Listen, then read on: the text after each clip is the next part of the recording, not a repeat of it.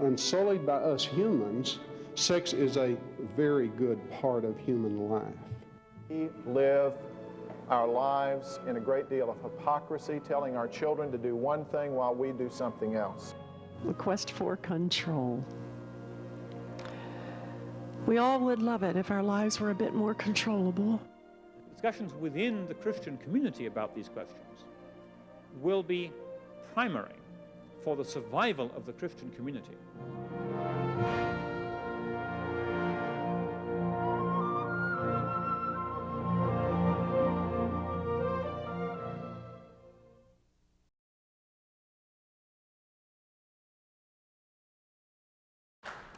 Thank you, David, for that very gracious introduction. And I'm pleased to see that after John Kilner's admonition earlier, you did not rise in my presence. So maybe I'm not as old as I feel some days. Mrs. Wilson was 78 years old, a patient of mine. She'd been widowed for 12 years. She lived alone. She drove her car still to church and to the post office. And her daughter, who lived across town, was very helpful. Visited her almost daily, took her shopping, brought her to my office. And on several occasions, she had taken me aside, saying she was worried about her mother losing her memory and getting confused. Well, on one particular day, the patient was put in the examining room. The daughter waited outside the door for me and said, "Doctor, Mom got lost driving home from church on Sunday. She's more forgetful, less neat, sometimes more confused than she has been in the past. Please tell her she's got to stop driving. But don't tell her that I told her she's getting lost. And don't tell her that she may have Alzheimer's disease."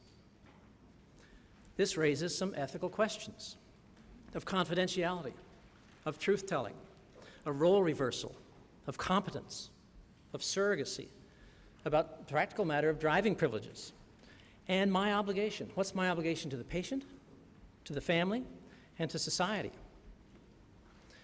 I would like to spend the next 35 or 40 minutes talking about some of the demographics of aging, just very briefly, a little bit about medical ethics and decision-making, but focusing on who decides, who makes decisions for older people, and actually what is decided, and also who pays and how much. You'll see lots of graphs that look like this over the next couple of days that just point out that Americans are living longer. This graph shows the increase in life expectancy from 1900 to 1990 for women and for men. But the important thing that I want to focus on is that it's the older population that is expanding so much. In 1960, a woman who was age 65 could expect to live another 15.8 years, and a 65-year-old man could expect to live another 12.8 years. But in 1998, less than 30, 40, 50, 60. How many years? 60, 70, 80? Well, not too many years. Women increased their continued life expectancy up to 19.2 years, and men to 15.9. The result is that the old, which is a semi-official term for people 85 and older, the old part of the population is growing. Currently, it's almost 5 million. And depending on which projection you look at, the low estimate is that it will double in the next 50 years, but some think that it may triple or even more. So ethics, what is ethics all about? Well, it's about doing the right thing. It's about right and wrong, good and bad, moral duties and obligations, about values, about principles of conduct. But my favorite definition of ethics is disciplined reflection on ambiguity. That's my job description. And it is discipline because there is method. There's more than one method. It's reflection. It's not just shooting from the hip. But most of the situations that I get called to the bedside to help address are ambiguous. They're capable of being understood in more than one way. Medical ethics is trying to address the should we questions, not the can we questions. Can we dialyze this older woman with extensive cervical carcinoma, which is now enroached on her ureters and caused kidney failure? Can we dialyze her? Yes. Should we dialyze her? Well, maybe yes, maybe no. Just a reminder that the ability to act does not justify the action. Just because we know how to do dialysis doesn't mean that everybody in kidney failure should be dialyzed. Clinical ethics, which is what I spend most of my time doing, is not a theoretical discipline. I'm not a philosopher, I'm not a theologian, I'm a practical bedside clinician. And I try to identify, analyze, and resolve moral problems that arise in the care of a particular patient. It's a bedside discipline, it's not about health policy. And some people think I come in as a judge or a jury to say this is what you should or should not do. And really that's not the case. Very rarely do I get that definitive or declarative. Most often I'm drawing boundaries and saying options A, B, and C are ethically permissible. But options D, E, and F are outside the realm of accepted professional practice. So how do we make decisions? Well, as I mentioned, there are several methods. Mark Twain's method was, good judgment comes from experience, and experience comes from bad judgment. Well, I've been there, but that's not my preferred method. Mae West, on the other hand, said that when making a choice between two evils, I always try to choose the one I haven't tried before. No, I've not been there. And this is Garfield. This was actually a birthday card that my wife gave me. She thinks that I flip coins in the intensive care unit. I swear, I don't even take coins into the ICU, so I'm not tempted. So let's address who decides these issues. We want to look at competence and capacity, at the changing roles that I talked about, at confidentiality, at surrogacy, advanced directives, and truth-telling. Competence and decision-making capacity are words that we often use interchangeably. I do it myself, but I think we need to remember from time to time that they are different. Competence is a legal term. It's determined by the court. And competence is usually global. It's either on or off. The person is competent or incompetent.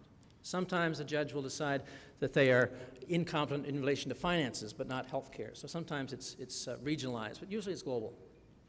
Whereas capacity, or decision-making capacity, is a clinical term. It's determined at the bedside by a clinician, and it is task-specific. A person may have the capability of making a decision about whether or not to have surgery, but not make a decision about their finances, or vice versa.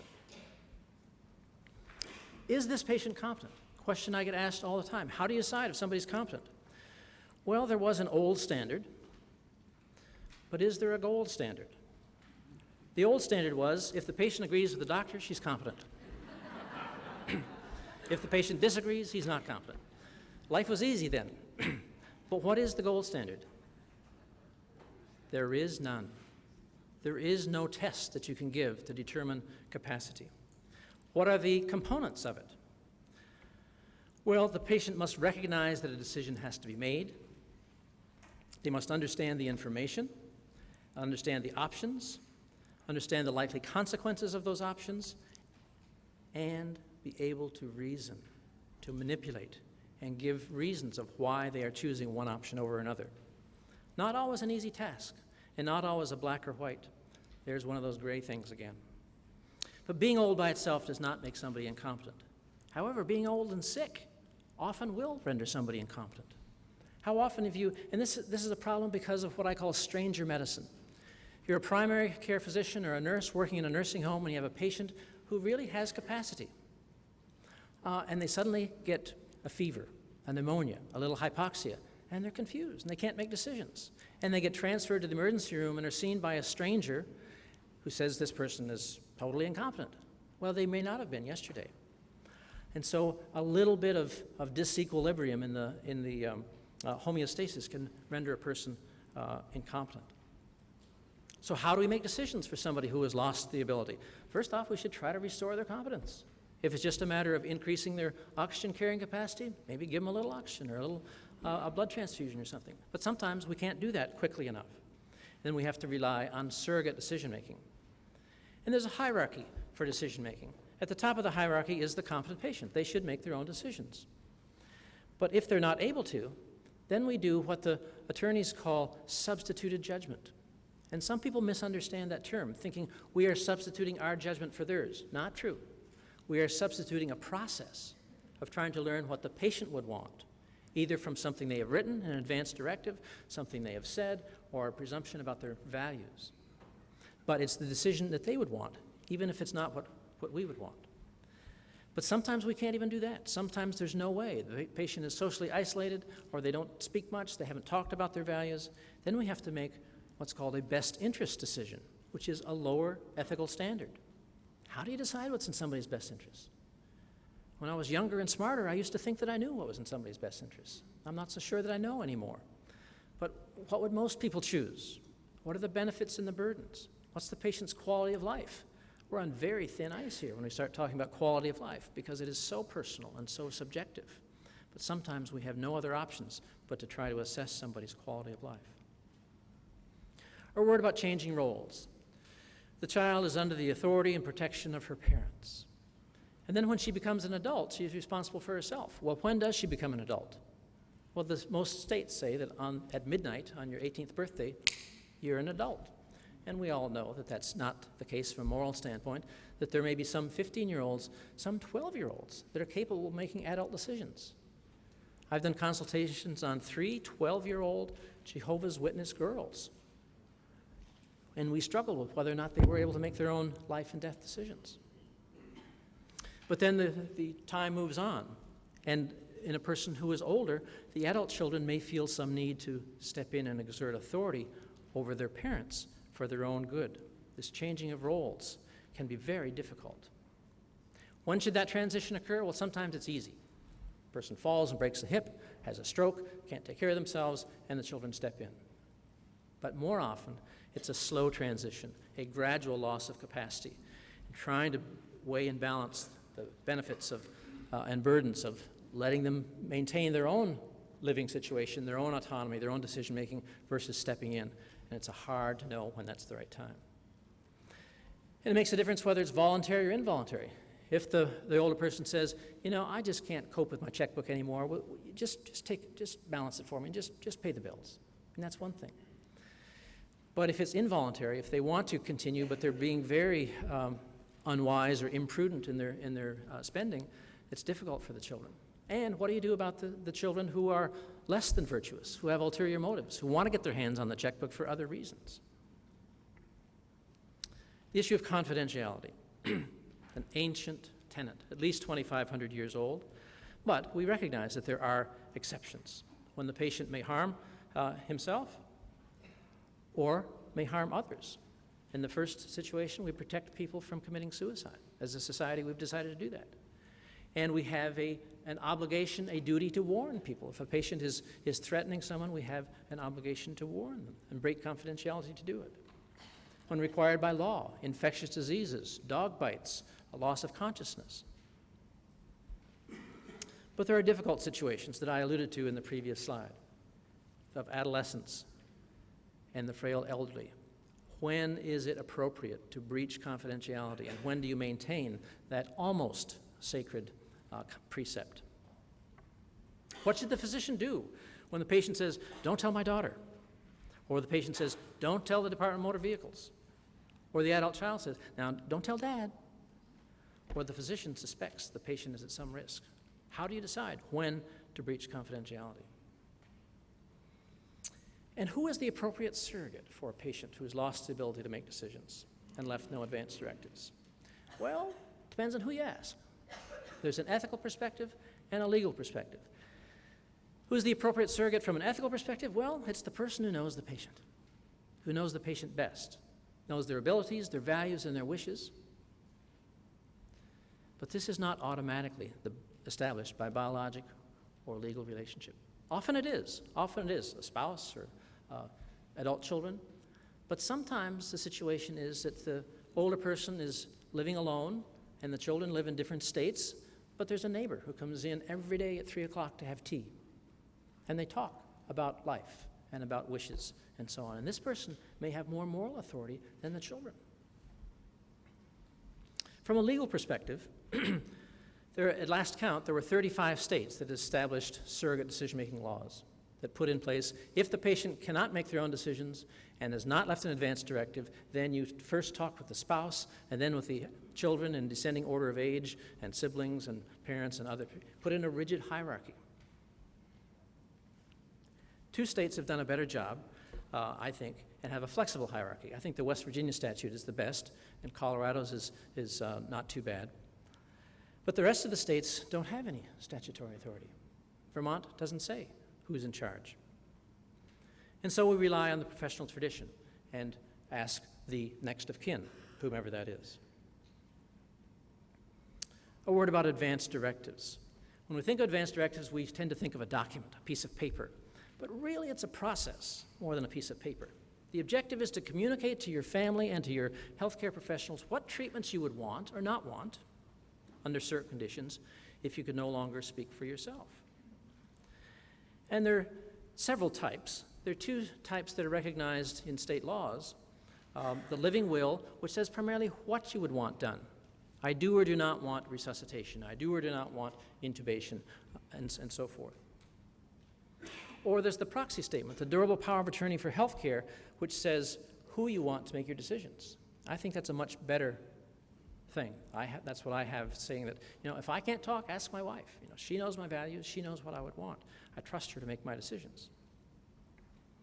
There are other types of advance directives, one called the values history, the medical directive, and I think a Jehovah's Witness wallet card is an advance directive. It's a document that has been signed by a person saying, if I can't talk, this is what I want or don't want. The wording from the Vermont document, the living will document, which is in Vermont is called a terminal care document. If the situation should arise in which I am in a terminal state and there is no reasonable expectation of my recovery, I direct that I be allowed to die a natural death and that my life not be prolonged by extraordinary measures. What does that mean? It's a statement of values. I'm not dismissing it. It's a statement of values of I want less rather than more, but does it mean that I do or do not want dialysis if I should go into uremia from a malignant obstruction of my ureters? Doesn't really say. So I think it's better to have a durable power of attorney for health care. I find as a physician, it's easier for me to talk with a warm body who knows the person and their values than it is to try to extract from a sterile piece of paper what we should be trying to do. The Vermont Durable Power of Attorney allows you to name an agent and an alternate, and you can write in specific wishes, and it gives you some samples that you may want to write in this, that you wishes for life-sustaining treatment, but your agent can decline all life-sustaining treatment, including artificial nutrition and hydration, or your agent can decline all except that, or you want your life sustained by any reasonable medical measure regardless of your condition. Those are just 3 suggestions. You don't have to use those. Combination advance directives, it's okay to have both. Many states, California recently just combined the document into one, the 2 documents into one. And some individuals, George Annis in particular, recommends that you write a very brief durable power of attorney, just naming your agent, and then write them a personal letter about what you might or might not want, giving you suggestions. So it's not bound in a legal document, it's just an advisory statement. And some include wishes about organ donation, autopsy, and so on. Well, when should an advance directive be completed? Well, if you know the patient's going to have a stroke tomorrow, ask them to do their advance directive today. That's the best rule. Failing that, when they're diagnosed with a life-threatening illness, should be considered. Maybe not at the same time that you're presenting them with the diagnosis, but sometime early on in the disease process. Admission to the hospital or nursing home, federal regulations require that we ask. I'm not really happy with that point in time. I think it sometimes is a little unnerving to patients who are coming in for routine gallbladder surgery to ask, well, if your heart stops, do you want us to? But we have to do it. It can be done reasonably well, but it's not done often. But the best time to confront issues of advance directives is in the primary care office setting at the time of a routine physical, asking the patients if they have one. And if they don't, give them a brochure about advance directives and make a note in the chart. I gave them this brochure. And next time they come back, you said, did you read that? Did you do anything about that? And if they did, you ask for a copy. And if they didn't, you say, well, help me at least. If you should suddenly have a stroke or get hit by a truck and can't make your decisions, who do you trust to make your decisions? Everybody has an answer quickly, and you write that in the chart. Now, if they don't complete an advance directive, at least you have the moral authority of who they named as their agent. I'm a little reluctant to show you this slide, but I'm going to anyway. Patients, even patients with advance directives, often say, I really want my family and my doctor to make decisions. And there are 2 large multi-center studies that have published results on many things, but they've included questions about whether the patient wants their own wishes followed or trusts their family and physician to make the decision. And in both studies, over 70% of people said, I trust my family, I trust my doctor. A word about truth-telling.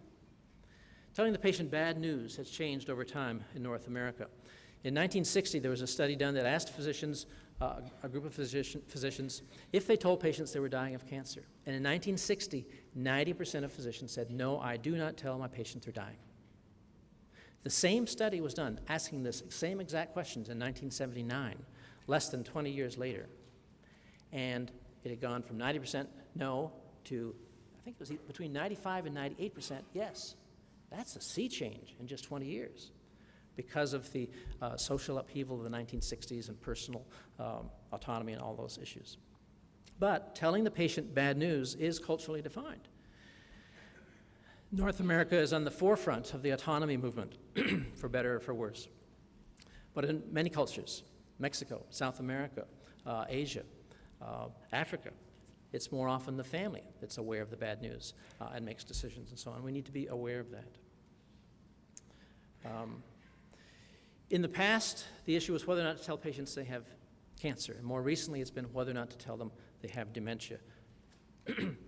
Some principles about truth-telling. The patient has a right to know their condition and their prognosis so that they can engage in healthcare planning, financial planning, unfinished business, personal and spiritual business. And the professional has an obligation to provide the information if the patient wants it. The patient has a right to know, but not an obligation to know. And if they don't want to hear no bad news, we don't have to tell them. And trying to find out whether or not they want that is an art, but it can be done. Now, moving on to what is decided. A few words about self-care and drugs and driving and admission to assisted living, use of restraints, specific treatment decisions, futility, and end-of-life care. The four primary principles of secular medical ethics are autonomy, beneficence, non-maleficence, and justice. And how do we balance these? Are there reasons for overriding autonomy in older patients? Well, perhaps if they fail to recognize or fail to admit that they're having trouble with their capabilities, motor capabilities, functional, sensory capabilities, problems of memory or judgment, which poses a danger to themselves or to others. We may have an obligation to override their autonomy if they say they want to live alone, but they're really a danger because they leave the flame on the stove and they're really in danger for themselves or others. What activities might we consider restricting? Self-care, depending on how much they can do for themselves. Medication, depending primarily on their memory. Do they remember they took their pills or not? And driving. And driving hits the whole list of functional abilities, memory, and judgment. So maybe we should consider restricting driving when the patient has diminished function, movement. If they've got so much arthritis, they can't turn to see if there's a car coming in the other lane. Or if they can't see or hear well. Or if the reaction time is slowed. Or if they have memory loss, especially recent memory loss, if they can't remember where was I going, what was I doing. Or if they exhibit poor judgment, stopping distance, and so on. But it depends. How severe is this impairment? Who says they're impaired? Can it be tested? How much risk is this person in compared to the person who is taking medication that might make them sleepy or has diabetes with a fluctuating blood sugar that may confuse them, or somebody with a bad temper or somebody who drinks? What's the relative risk? And should we consider just conditional restrictions? You can only drive during the daytime, or you can only drive when somebody's with you to point out road signs and so on. The reason this is a big issue is because driving is a powerful symbol of independence, and people often perceive it as a right rather than a privilege. But I would make one more reason. It's important for health. Driving can contribute to better health by preventing social isolation. People can get out and do hobbies and go to church and do volunteer activities. It may prevent depression, malnutrition, if they can't get out to get groceries and are just on tea and toast and they don't have somebody to help them. So there's many other potential benefits to continue driving. Now, who's going to do the restricting? The ideal, of course, is the patient who says, I can no longer safely drive. Can the family do this? This is tough. You know, if you've experienced this in your own family, trying to tell dad it's time to give up the car keys, not an easy thing to do. It's a confrontation. And it's even hard for you because it's sort of anticipating that life is slowing down and winding down, Or you may even be considered about what his genes mean in your life and what's going to happen to your capabilities as you get older. And it may also mean more work for you of having to drive them places. Or is it the physician who should do it? You can recommend to the patient, or should you report to the Department of Motor Vehicles? Now, you have a conflict of interest here, whether you recognize it or not. You have a duty to your patient to try to do what's best for them, but you also have a duty to society. Should the authorities do this? Some states are beginning to retest, age-based retesting. Unfortunately, most of them are only retesting vision and not these other functions. But almost all states are willing to test in more detail if there's a report from family or physician that the person may be in jeopardy. Admission to assisted living or nursing home, often precipitated by a crisis, a fall or a stroke, sometimes by incontinence that just a spouse or a family member cannot cope with, or wandering.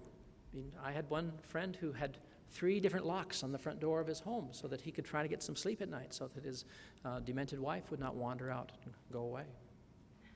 Or perhaps because of nutritional concerns, or perhaps because the caregiver is just getting tired. And again, is this a voluntary thing? That's the idea when the patient says, I really need more help. And it's all right to try to persuade them. And you may say, well, let's try it for a week or two and see how you settle in. But it's not all right to manipulate. It's not all right to say, every room has a view of the lake, and they've got a gourmet chef, and everybody wins at bingo on Tuesday night. And you can't say that, because you know that everybody doesn't win at bingo. Or coercion. Some families try to coerce patients by lying to them. Well, you're only going in for 3 days while I go away to this conference, and then you'll come home when I come home, with no intention of bringing them home. I've had families ask me to sedate a patient into unconsciousness so that we could move them into the nursing home and they would wake up and not know where they were. Immoral. We cannot do that sort of thing.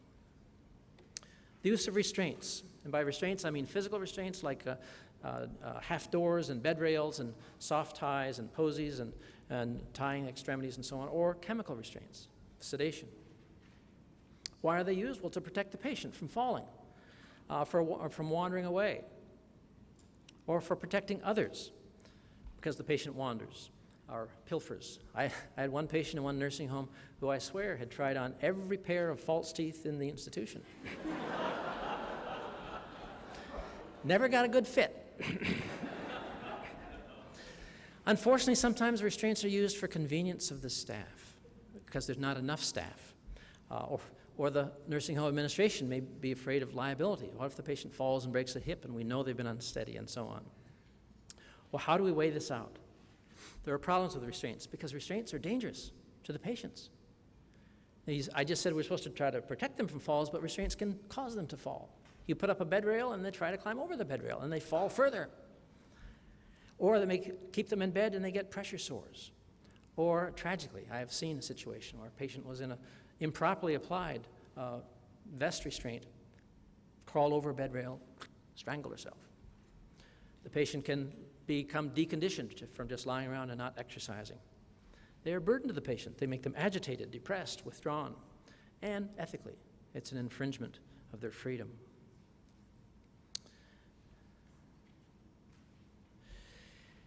The ethical issues involve respecting persons. The incompetent patient still has rights. We need to balance these other principles as well. Trying to balance the benefits and burdens, the data is becoming persuasive that at best restraints are non-validated, and the evidence is beginning to show more and more that they are more likely to be harmful than beneficial. And so we should try in our long-term care institutions to have alternatives. They involve structural changes of half doors or bells on doors, other things, or more staff, or more activities for them to do, or video surveillance, which then raises its own ethical issues. But we should look for other ways rather than using restraints. Specific treatments.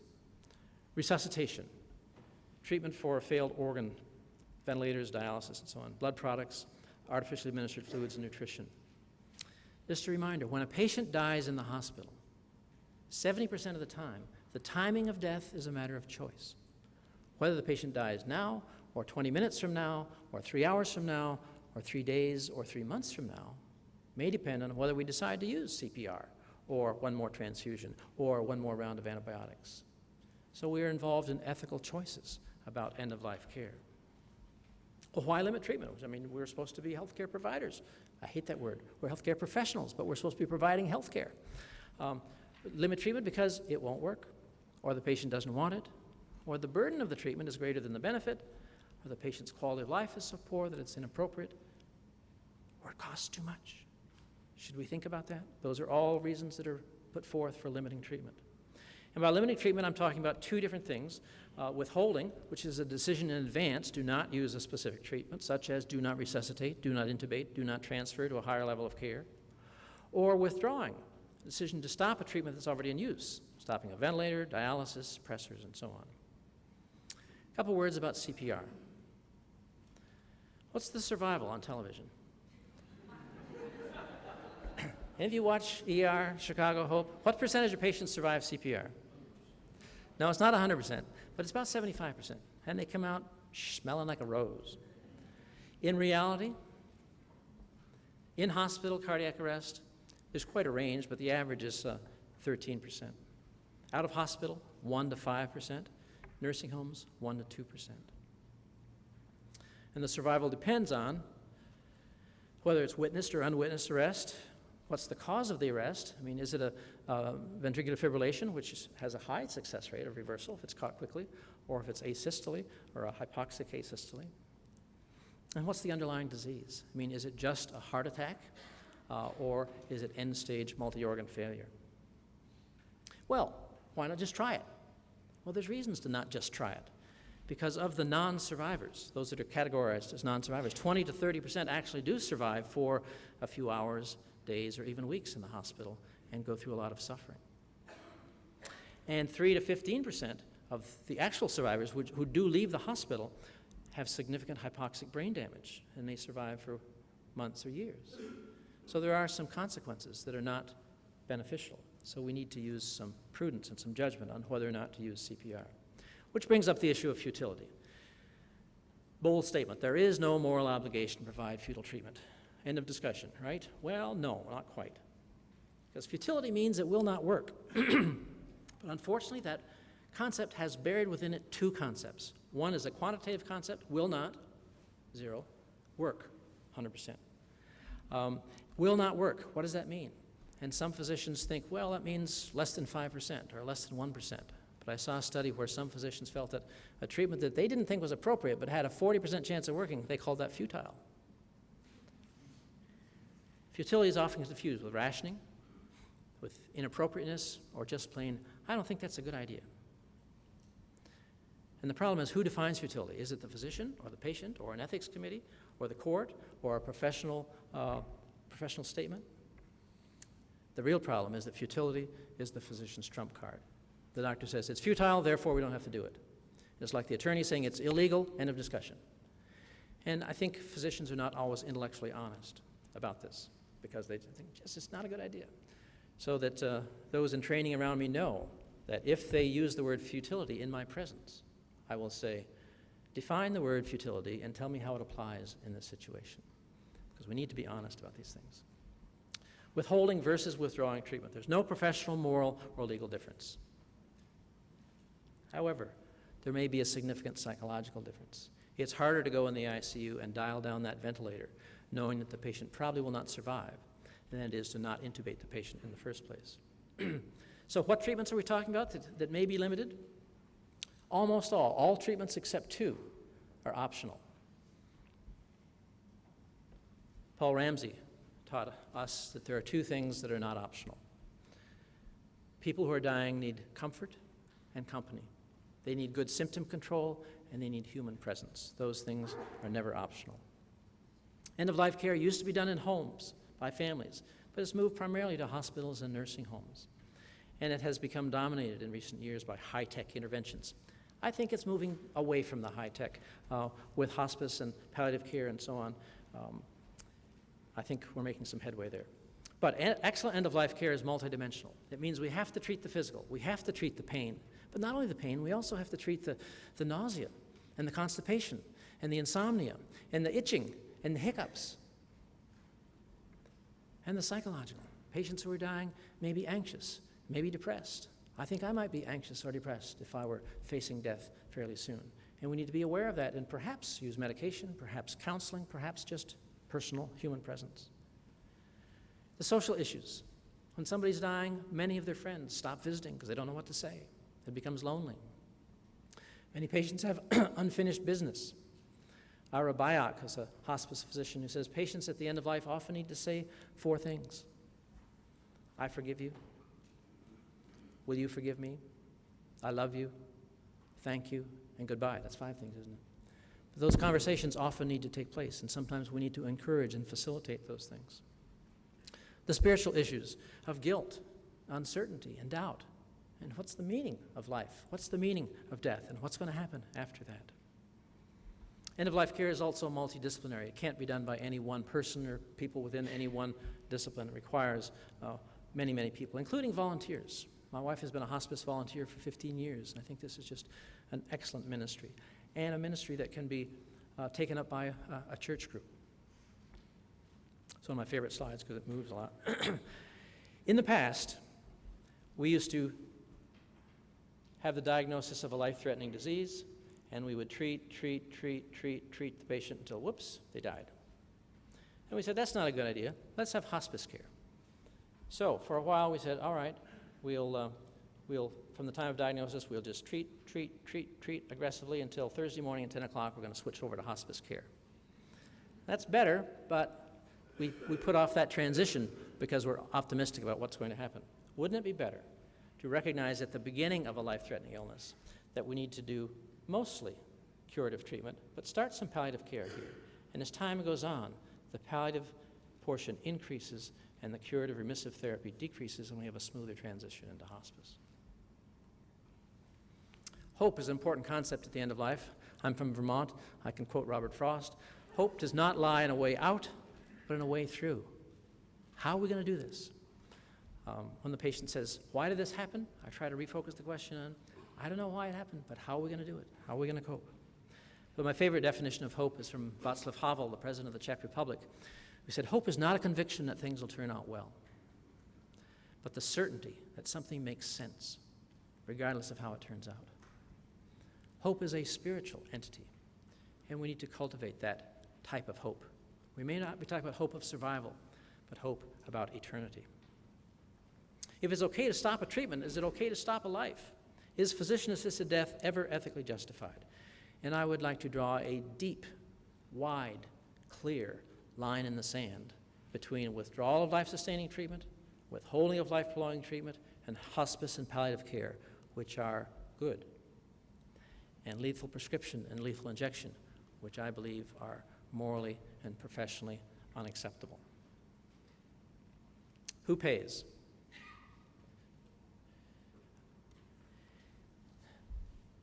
This graph shows that at the end of life, a lot of money is spent. This is when is the money spent? This is where the person dies. This is the last 30 days of life. This is the last between 30 and 60 days of life. And look how much is spent in the last month of life. Interesting thing is that between 1976 and 1988, there was really very little change. There was a lot of concern that more technology is being used. We're wasting a lot of money at the end of life. But clearly we are spending a lot of money at the end of life. 18% of total lifetime expenditures. 18%, almost $1.05 of all your health care for your whole life is spent in the last year of life. 30% of Medicare and Medicaid payments for those over 65 are in the last year of life. What does this mean? Well, it could mean that we're using too much high-tech treatment at the end of life. Or it could mean that caring for people who are dying is expensive. Or it could mean that people often get sick before they die. I mean, some people are hit by trucks, but some people develop dementia or cancer and require a lot of services in the last little while of life. I'm seeing that clock moving faster than I am here. Lifetime use of nursing home care. The probability of nursing home care increases sharply with the age at the time of death. If somebody dies in the decade between age 65 and 74, there's a 17% chance they will spend some time in a nursing home. And that increases with each decade, up to 60% if they die between 85 and 94. More women than men because they live longer. And the number of nursing home admissions, 55% for more than a year, and 20% are for more than 5 years. We're talking big expenditures here. Now, I tried to emphasize at the beginning, and I'd like to re-emphasize now, the difference between a medical practice perspective and a health policy perspective. When I'm taking care of a patient, that patient is an individual with a name and a face. They have personal concerns. I have personal concerns for them. We look at them case by case, concerned about autonomy and compassion. We are patient advocates. But a health policy person is looking at society, and they're looking at statistics, not names. They're looking at effectiveness and general principles, very concerned about justice, and look upon themselves as protectors of society. It's a different role. But increasingly, healthcare professionals are being asked to put on this other cap of the health policy perspective. And it's very, very difficult to maintain those two roles. There's a discrepancy between the way physicians make decisions for identified patients and for groups. Interesting study done a few years ago that asked physicians a little hypothetical scenario with an identified person. What would you do for this person in relation to, I think it was mammography? And then they asked a different group of physicians, what would you do for women age 30 to 40 and 40 to 50 and so on? And doctors made different decisions. They're more apt to do the investigation for an identified person than for a group, because there's somebody that they have compassion for. Just a silly example that I made up. Which antibiotic would you use for this patient? You have generic erythromycin, which costs $12, works 80% of the time, and has a 30% chance of side effect. Or you want to use the brand new gorillacillin, costs $120, works 85% of the time, and has only a 10% chance of side effects. Which do you want? Well, the bedside perspective says, I want gorillacillin, unless I have to pay for it. The health policy perspective says, oh no, they can get along with erythromycin, unless they're willing to pay for it. It's a different way of looking at things, and we need to recognize those differences. And increasingly, when we're asked to contribute to decisions about formularies and so on, we're being put in a bind. So, we've tried to talk a little bit about who makes decisions, what is decided, who pays, and how much. And how does that fit in with our faith?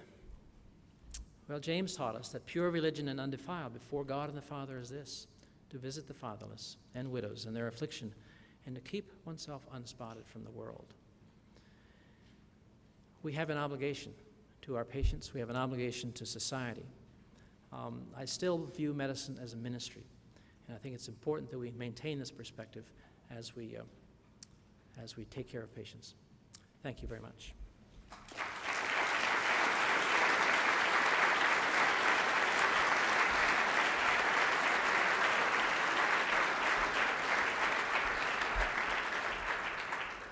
Hearing Dr. Orr is always like sitting down to a 7-course meal. It's a lot to eat, but very good. Do we have some questions? If you have some, please come to the microphone, and we'll put Bob in the hot seat for about 6-7 minutes here, then we'll go to our next speaker.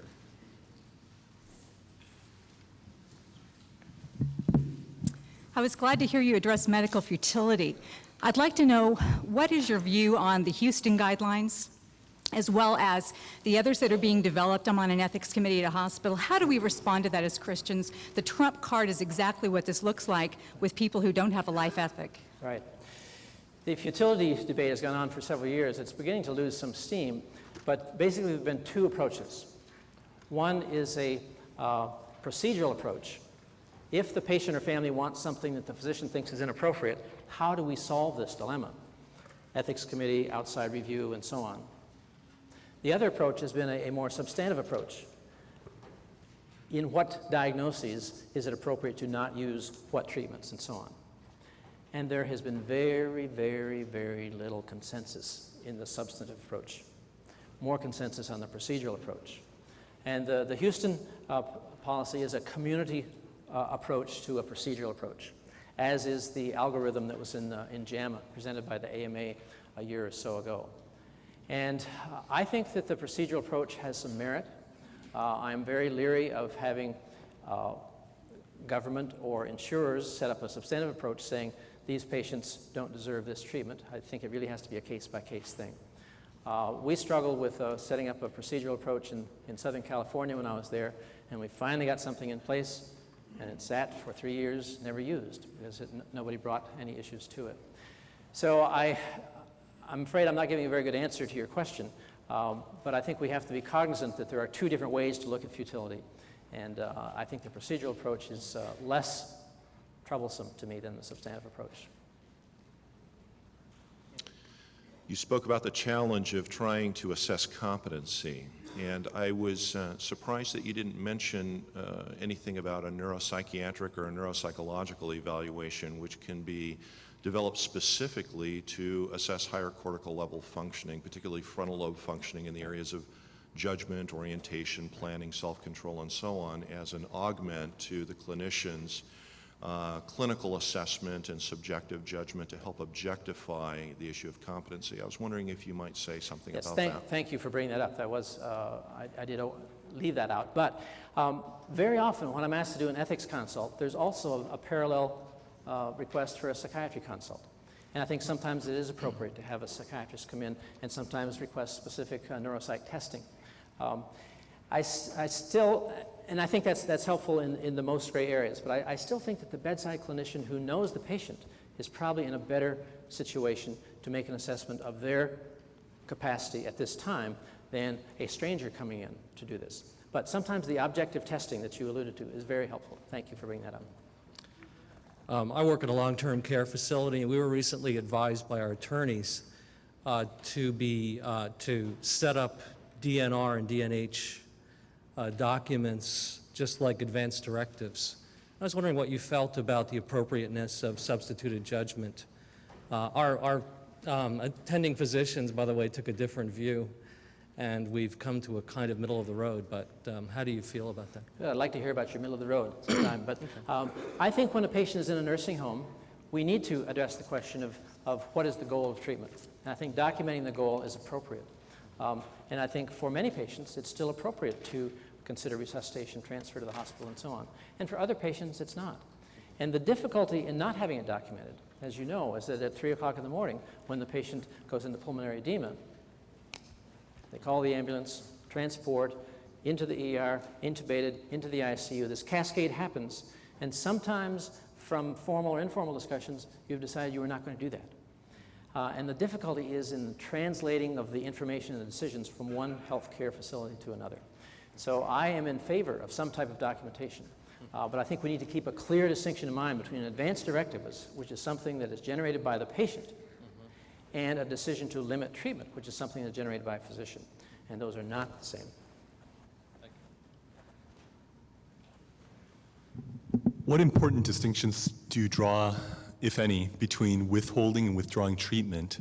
And in assessing that ethically, is the intention important? For example, the whole issue of double effects, whether you're trying to alleviate pain, and as a result of trying to alleviate that pain, the patient's life is shortened, et cetera. That's a tall order for 2 minutes. Thank you for asking the question. My answer is framed because I am old. Because in the 1960s, when I was in medical school, I was taught very clearly that it is better to withhold a treatment than to withdraw it. Because if you stop a ventilator and the patient dies, it's your fault.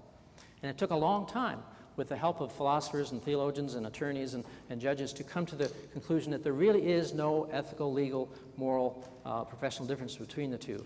I did mention that there's a psychological difference. And I think intention is important.